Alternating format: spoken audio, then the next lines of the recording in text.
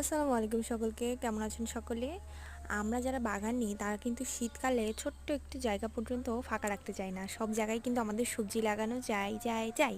তো আমরা দেরি না করে সবজি লাগিয়ে ফেলেছি এবং আপনারা দেখতে পাচ্ছেন এটা হচ্ছে সরিষা শাক। সরিষা শাক আমরা সবাই অনেক পছন্দ করি।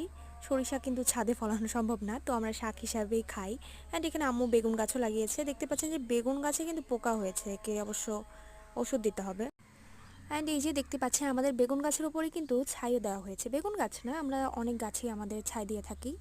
অ্যান্ড এখানে ছোটো ছোটো কিসের চারা এটা আমি অবশ্য বলতে পারছি না, এটা হয়তো কোনো শাক হবে, লাল শাক মনে হচ্ছে না। আচ্ছা, আমি আমার মাকে জিজ্ঞেস করে আপনাদের জানাবো। অ্যান্ড এই যে সরিষা শাক কিন্তু আমরা একবার খেয়েছি এবং আমি কিন্তু এটা ককশিটে লাগিয়েছি। বললাম না যে কোনো জিনিসই আমরা বাদ দিতে চাই না, সব কিছুতে আমরা লাগাই। তো বাই বাই।